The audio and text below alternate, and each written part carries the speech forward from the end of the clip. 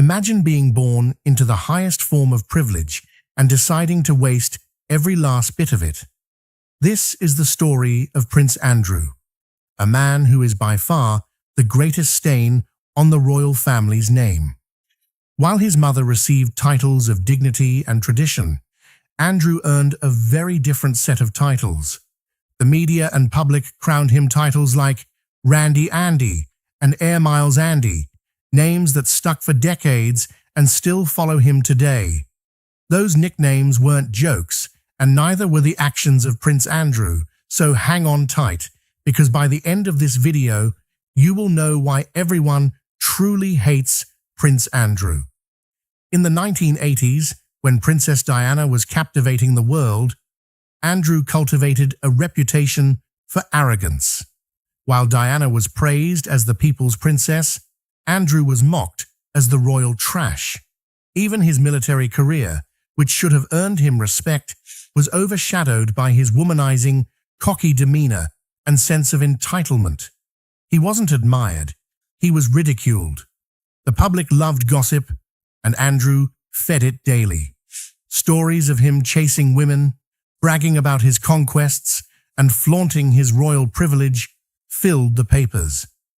While his brothers Charles and Edward were criticized for their own scandals, Andrew's behavior stood out because it was so consistently shallow.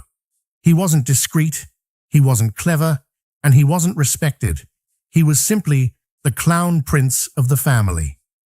By the late 1990s, Andrew had divorced Sarah Ferguson, but their relationship remained a circus of humiliation. Ferguson herself became a target of mockery, yet Andrew somehow managed to look worse. Reports surfaced that he still wanted her around because, as one friend put it, he enjoyed modeling her underwear. It wasn't romantic, it was degrading, creepy, and a reminder of just how far beneath dignity Andrew could sink. His arrogance showed everywhere. One infamous story describes him throwing tantrums at staff, demanding luxuries, and speaking to servants as if they were disposable. Former aides described him as entitled and rude, a man who barked orders and insulted people beneath him. He wasn't loved inside palace walls, and he wasn't loved outside them either. Sarah is not the only woman whose life he ruined. When his relationship with American actress Koo Stark ended, Andrew's reputation as Randy Andy only grew louder. The public mocked him, the press ridiculed him, and even other royals distanced themselves. Diana's glamour only highlighted Andrew's stupidity. Where she symbolized compassion, he symbolized corruption. Where she was adored, he was despised. It wasn't just his behavior with women, it was his lifestyle. He became Air Miles Andy because of his endless private flights, luxury vacations, and taxpayer-funded excess. While ordinary Britons struggled through recessions and austerity, Andrew partied like a billionaire without ever earning a penny. Every appearance of his stepping off another private jet fueled more anger. He was living large on the people's money, and he didn't even pretend to care. By the 2000s, Andrew's name was used when someone wanted to express embarrassment. He flirted with Courtney Love, bragged about his connections, and acted as though he was untouchable. But what truly infuriated people was that he seemed immune to consequences. No matter how humiliating the headlines, no matter how degrading the stories, Andrew remained shielded by the palace. He was proof that the monarchy protected its worst. The most shocking thing? This was all before Epstein. The world already hated him. He was already a disgrace. His behavior with women, his arrogance, his bullying of staff, his shameless spending, it was enough to destroy any ordinary man's career. But Andrew wasn't ordinary. He was the Queen's son. And so, he was protected. Still, the hatred grew. By the time photos surfaced of him with Epstein in Central Park, his reputation was already in ruins. That scandal didn't destroy him. It simply confirmed what everyone already believed. Andrew wasn't just a bad prince. He was a man of rotten character, a parasite who embarrassed his country at every turn. At the end, the public could only laugh at his sleaze, but behind the laughter was hate and annoyance. People didn't just dislike Andrew, they despised him. He was proof that the monarchy could rot from within, that privilege could breed stupidity, and that arrogance could destroy even the Queen's own son. When everyone thought that this was as low as he would ever go, he proved everyone wrong. The Epstein scandal wasn't the end of his downfall. It was the exposure of everything people feared about him. If the public thought Andrew had embarrassed the monarchy before, they hadn't seen anything yet. By the late 1990s, Andrew's image as the Queen's once dashing son had morphed into something else. The media no longer celebrated him as a war hero or bachelor prince. They mocked him. Air Miles Andy, which became his permanent nickname, ridiculing his obsession with private jets, luxury resorts, and shady billionaire friends who funded his lifestyle. His official royal allowance wasn't nearly enough to cover the designer clothes, golf trips, and yachts he flaunted. The money had to come from somewhere, and the public started asking where. Every time Andrew appeared, he was photographed not with statesmen, but with tycoons of questionable reputation. Even inside Buckingham Palace, staff knew that Andrew had become a liability. His arrogance was unmatched. Former aides described him as demanding, entitled, and dismissive of anyone he considered beneath him. One staffer said he treated courtiers like servants from the 18th century. Another reported that he screamed at footmen if his tea wasn't exactly the right temperature. None of this ever made the glossy royal press releases, but the stories spread like wildfire, feeding into the growing public perception that Andrew wasn't just spoiled, he was cruel. And then there were the women. Andrew's romantic history had always been chaotic, but now it tipped into farce. After his divorce from Sarah Ferguson, the mother of his children, his taste for models and actresses intensified. The press outed him for a fling with model Caprice, who allegedly humiliated him by making him parade around her apartment wearing lingerie as a joke. Instead of the gallant prince, he looked like a pathetic middle-aged man, desperate for validation. He was spotted at wild Hollywood parties, rumored to have courted Courtney Love, and linked with countless socialites who later denied anything serious ever happened. Far from boosting his image, these stories shredded his reputation further. He wasn't just Randy Andy anymore. He was the butt of a global joke. Still, Andrew carried himself with bizarre confidence, convinced he was untouchable. His mother's status shielded him from the kind of accountability ordinary men would face. When criticized for wasting taxpayer money, he brushed it off. When confronted about his shady business partners, he smirked. And every time a scandal emerged, he hid behind palace walls, confident that public anger would fade. For years, it worked. But the cracks kept widening. His business ties became harder to ignore. Andrew cultivated friendships with oligarchs, arms dealers, and despots. His role as Britain's trade envoy, a position meant to boost the UK's economy abroad, turned into a personal shopping trip for influence and favours. He was photographed cozying up to Muammar Gaddafi's son. He took private trips, funded by Kazakh oligarchs accused of corruption. Deals linked to dictatorships and shady oil companies seemed to follow him everywhere. Officials in Whitehall complained that Andrew was embarrassing Britain on the global stage, but the palace continued to defend him. The public, however, saw through the charade. Here was a prince, living in palaces and flying on jets, whose lifestyle depended on backroom deals with some of the most detestable characters on earth. At the very moment ordinary taxpayers were tightening their belts, Andrew was flaunting luxury gifts from billionaires, including gold cufflinks and watches. The anger grew. Then came the friendships he could never escape from. One of them was Ghislaine Maxwell, the glamorous daughter of disgraced media tycoon Robert Maxwell. She introduced him to Jeffrey Epstein, the billionaire offender, whose network of exploitation would eventually bring down everyone connected to him. At the time, though, Andrew didn't seem to care. He was photographed walking in Central Park with Epstein, even after Epstein had been convicted of abusing a minor. When asked why he would associate with a man like that, Andrew dismissed the criticism. It was convenient, he later admitted, to stay at Epstein's house because of its location.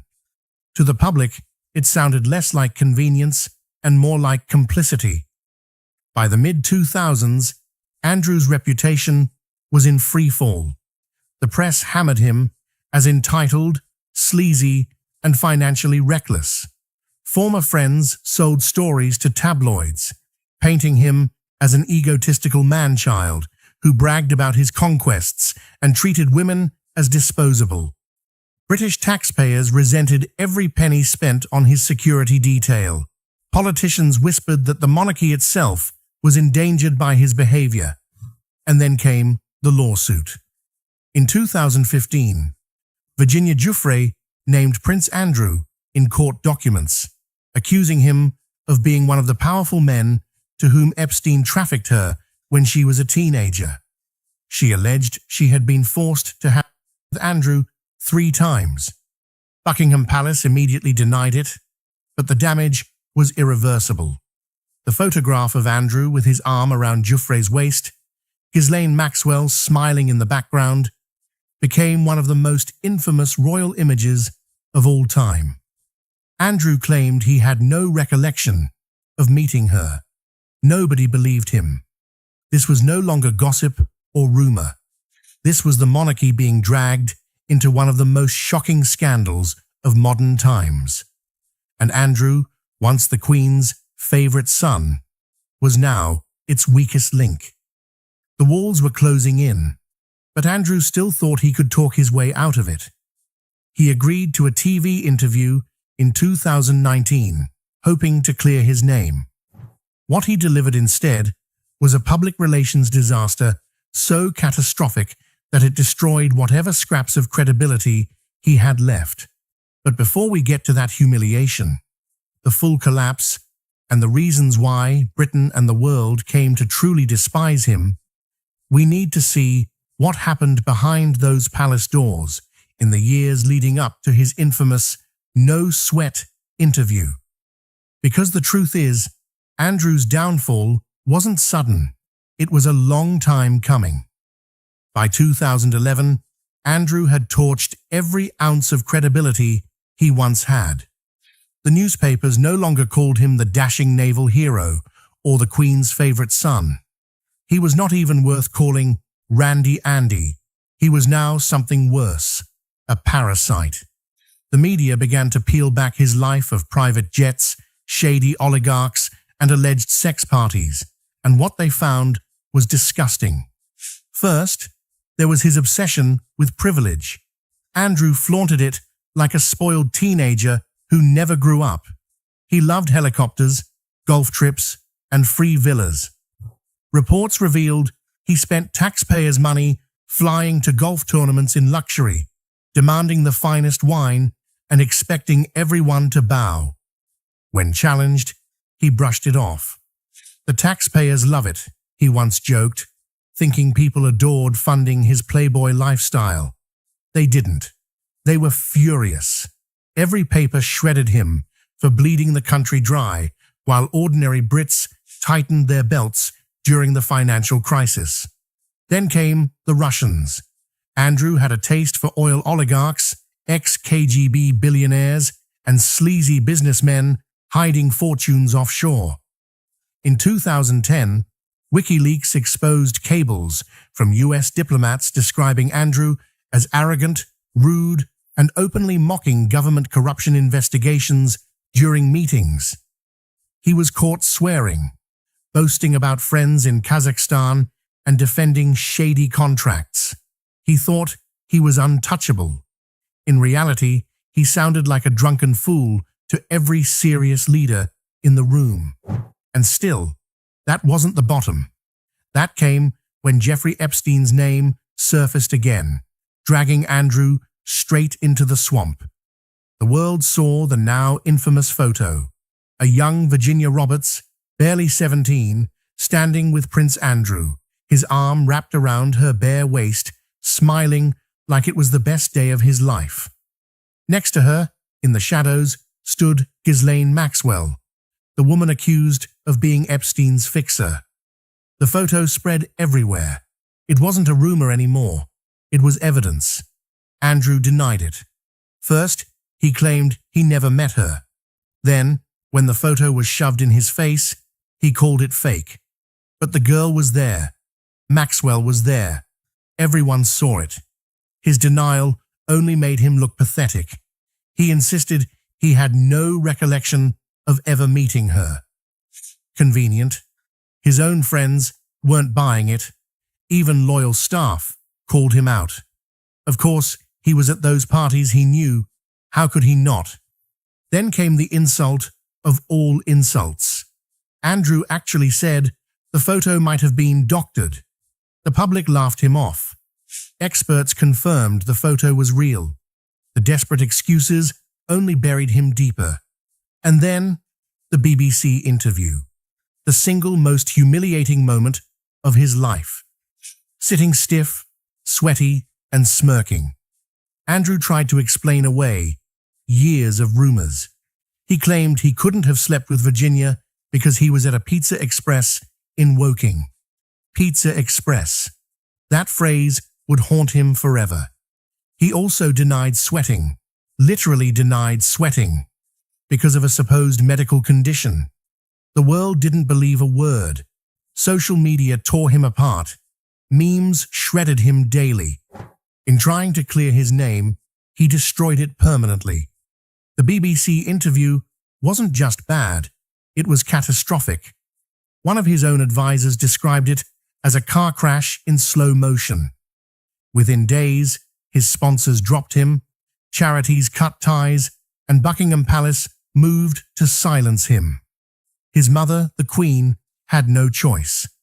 For the first time in modern royal history, a senior prince was publicly stripped of duties. Andrew was banished. He was told to stay out of sight. And while he hid, the lawsuits kept piling up. Virginia Roberts filed civil suits. The FBI wanted to question him about Epstein. New York prosecutors made it clear Andrew wasn't just a royal embarrassment anymore. He was a potential criminal witness, or worse, an accomplice. Every headline branded him a creep, a liar, a coward. The bullying stories also resurfaced. Palace staff painted a picture of a spoiled, violent man. He screamed at servants, made them run up and down stairs for no reason, and demanded his teddy bears be perfectly arranged or he'd explode in rage. A grown man, nearly 60, throwing tantrums over stuffed animals. It was pathetic, childish, and degrading, but it fits the pattern. Andrew had never grown up. He still lived like the world owed him everything, and he never thought it would catch up. But it did. By 2019, he wasn't just hated, he was radioactive. The royals avoided him in public. Politicians mocked him privately. His name became shorthand for disgrace. And yet, Andrew stayed defiant. He insisted he was innocent. He insisted he was loyal.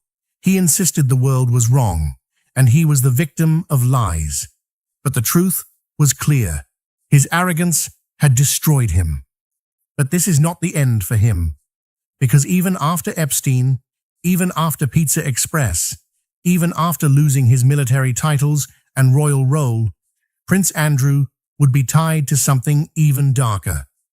A new scandal was waiting in the side, one that would finally make people say not just embarrassing or creepy, but dangerous.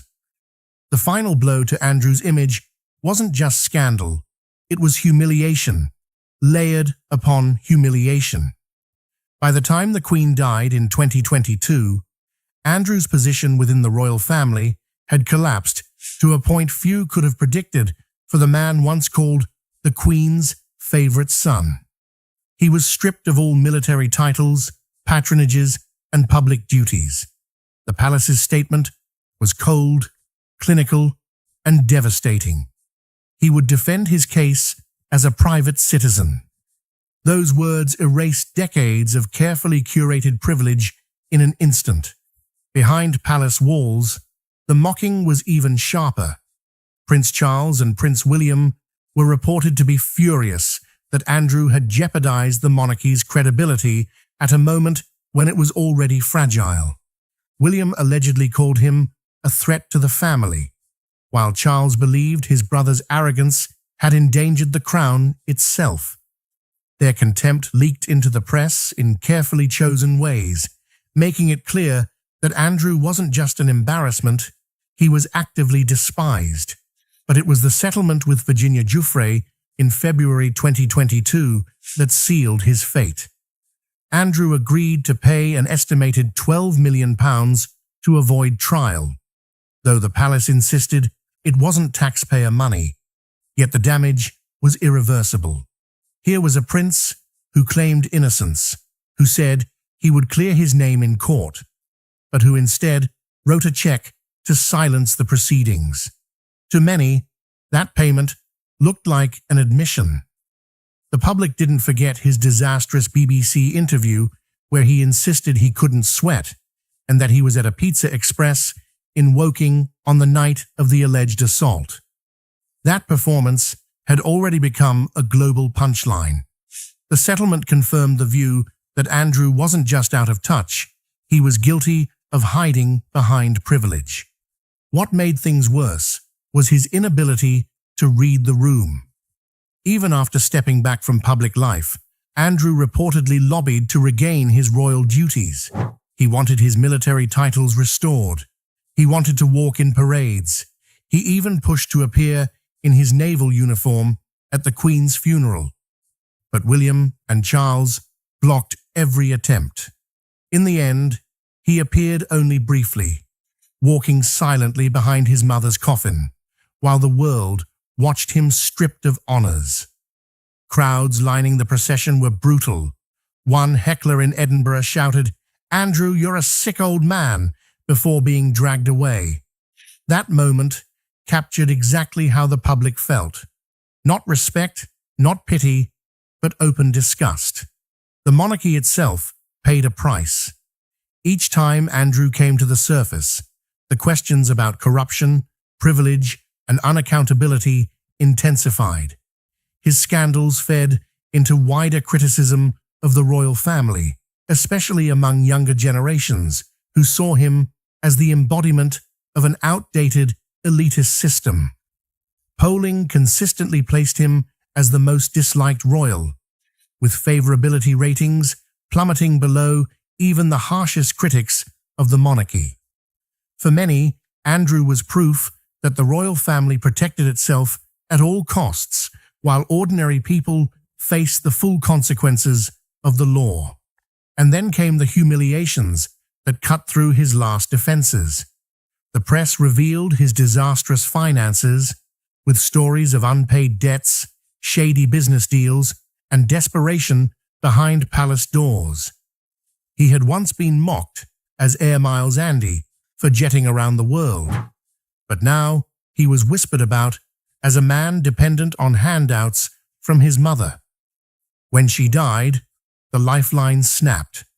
Reports suggested that Charles slashed Andrew's allowance, leaving him to sell assets and live in a kind of exile inside Royal Lodge, a mansion he refuses to vacate even as the new king attempts to push him out. For the man who had lived his entire life entitled to privilege, this reduced existence was a form of public castration. But the most devastating part of Andrew's downfall is that he never learned.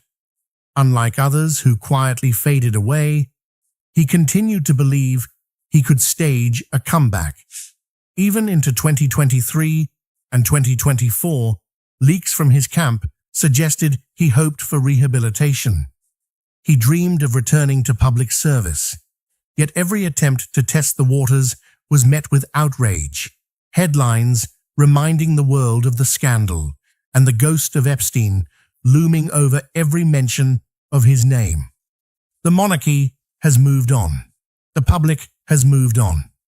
Only Andrew refuses to understand that he is finished. In the end, the reason everyone truly hates Prince Andrew is simple. He symbolizes arrogance without consequence, privilege without accountability, and disgrace without apology. He was handed every advantage in life, from royal birth to military prestige, and squandered it in greed, recklessness, and friendships with predators. His downfall wasn't the result of a single mistake, but of decades of entitlement colliding with a world no longer willing to look away. And so, his legacy is sealed. Once the Queen's favored son, now the most despised figure in modern royal history. The prince who couldn't sweat. The prince who paid millions to silence accusations. The prince who turned privilege into shame. For a monarchy built on image, Andrew became the stain that will never wash out.